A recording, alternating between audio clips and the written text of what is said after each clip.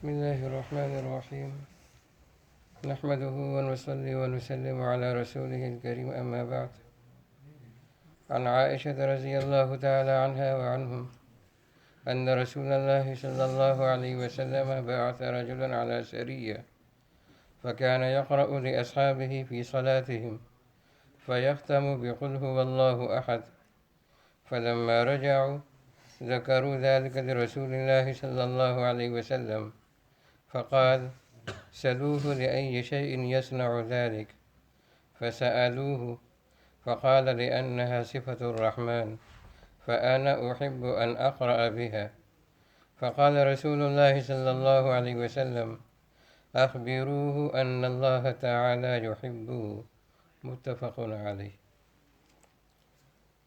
حضرت عائشہ صدیقہ رضی اللہ تعالیٰ عنہ روایت فرماتی ہیں کہ نبی کریم صلی اللہ علیہ وسلم نے ایک لشکر بھیجا جہاد کے لیے، تو اس کا جو امیر تھا وہ اپنے لشکر کے ساتھیوں کو نماز پڑھایا کرتا تھا، لیکن جب نماز کا ختم کرنے کا وقت آتا تو قل هو اللہ احد پڑھ کر اس کو ختم کرتا، یا یہ سمجھے کہ دوسری رکعت میں وہ قل هو اللہ احد پڑھ لیتا۔ تو جب یہ لوگ واپس آئے تو لوگوں نے آ کر نبی کریم صلی اللہ علیہ وسلم کو بتلایا کہ آپ نے جس شخص کو ہمارا امیر بنایا تھا وہ تو نماز کا اختتام قل هو اللہ احد پر کرتا تھا، مطلب یہ ہے کہ عام مروجہ سنت کے مطابق نہیں تھا۔ تو آپ صلی اللہ علیہ وسلم نے فرمایا کہ اس سے پوچھو کہ وہ ایسا کیوں کرتا تھا۔ تو لوگوں نے جب اس سے پوچھا تو اس نے کہا: میں اس لیے کرتا ہوں کہ اس میں اللہ کی صفت بیان کی گئی ہے سورہ اخلاص میں قل هو اللہ احد میں، اس وجہ سے چونکہ اللہ کی صفت بیان کی گئی ہے اس وجہ سے مجھے یہ بات پسند ہے کہ میں اس سورت کو پڑھتا رہوں۔ تو آپ صلی اللہ علیہ وسلم نے بتلایا، آپ صلی اللہ علیہ وسلم نے فرمایا کہ اس کو بتلاؤ کہ اللہ تبارک و تعالی اس کو محبوب رکھتا ہے۔ یہ غلبہ حال ہے۔ عام حالات میں ہمارے لیے یہ جائز نہیں کہ ہم ایک ہی صورت کو فکس کریں اور اسی کو پڑھتے رہیں۔ وہ اللہ تبارک و تعالیٰ کی توحید میں مس اور سرشار تھے۔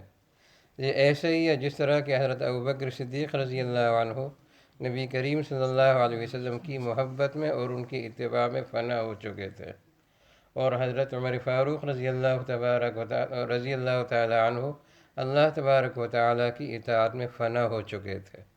تو یہ ان حضرات کی خصوصیات تھیں۔ حضرت علی رضی اللہ عنہ، حضرت عثمان غنی رضی اللہ عنہ، ان دونوں پر حیا کا غلبہ تھا۔ حضرت علی رضی اللہ عنہ اگر تنہا بھی غسل کرتے تو تب بھی اپنے سطر کو چھپاتے، اور جب پوچھا جاتا تو کہتے کہ مجھے اللہ سے حیا آتی ہے۔ تو یہ ان لوگوں پر غلبہ حال تھا۔ عام سنت یہ ہے کہ کسی صورت کو فکس نہ کیا جائے، لیکن چونکہ اس صحابی پر اللہ تبارک و تعالیٰ کی صفات اور اللہ تبارک و تعالیٰ کی توحید کا غلبہ تھا، اس وجہ سے، اور وہ اللہ تبارک و تعالیٰ کی ان صفات کی محبت میں اس صورت کو آخر میں پڑھا کرتے تھے اور زیادہ پڑھا کرتے تھے، تو اللہ تبارک و تعالیٰ اس غلبہ حال کی وجہ سے اس کو اپنا محبوب بنا دیا اللہ تبارک و تعالیٰ نے، اور اللہ تبارک و تعالیٰ نے ان سے اپنی محبت کا اظہار کیا، جس کو نبی کریم صلی اللہ علیہ وسلم نے یہاں پر بتلا دیا۔ ہمارے لیے یہ ٹھیک نہیں۔ مغلوب الحال آدمی کی حالت اور ہوتی ہے، لیکن غیر مغلوب الحال کی حالت اور ہوتی ہے۔ ہمیں حکم یہ ہے کہ ہم اتباع سنت کا اہتمام کریں، اور اتباع سنت کیا ہے نماز میں؟ وہ ہے طوال مفصل، اوساط مفصل اور قصار مفصل۔ عام طور پر جو ہمارے لیے مستحب ہے وہ یہ ہے۔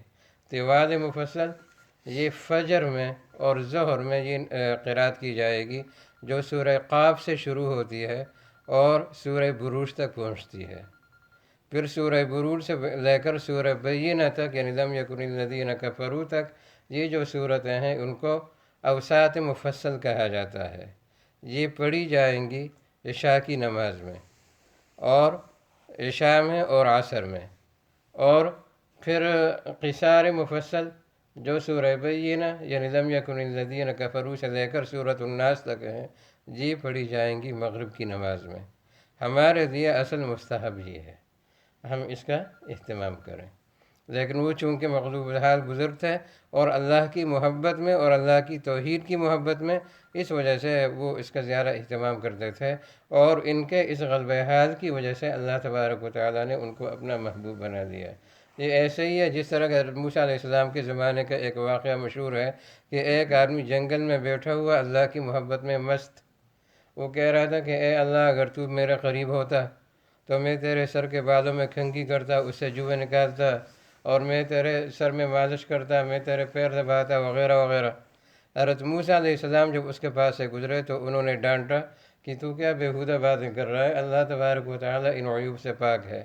اس کی تو چیخ نکلی اور وہاں سے چلا گیا۔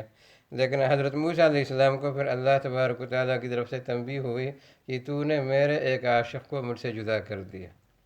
تو وہ مغلوب الحال تھے، ان کے لیے یہ ٹھیک تھا، لیکن کوئی اور اگر اس طرح کی بات کرے گا کہ جس کو اللہ تبارک و تعالیٰ کی ذات، اس کی صفات اور اس کے ناموں کا اور اس کی حقیقت کا پتہ ہو تو وہ کافر ہو جائے گا۔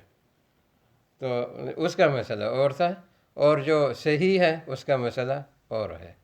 تو یہاں پر بھی اسی طرح کا مسئلہ ہے کہ چونکہ ان پر توحید کا اور اللہ تبارک و تعالیٰ کی ان صفات کا غلبہ تھا کہ جن میں اللہ کی توحید بیان کی گئی ہے، اس وجہ سے وہ اس صورت کا اہتمام کرتے تھے، اور اللہ تبارک و تعالیٰ کو ان کی یہ ادا پسند آئی، اور اس کی برکت سے اللہ نے ان کو اپنا محبوب بنا لیا۔ تو یہ ہر چیز کو اپنے موقع پر رکھنا یہ بہت زیادہ ضروری ہوتا ہے، اور اس کو سمجھنا بھی بہت زیادہ ضروری ہوتا ہے۔ اللہ عمل کی توفیق عطا فرمائے۔ وآخر دعوانا ان الحمد للہ رب العالمین۔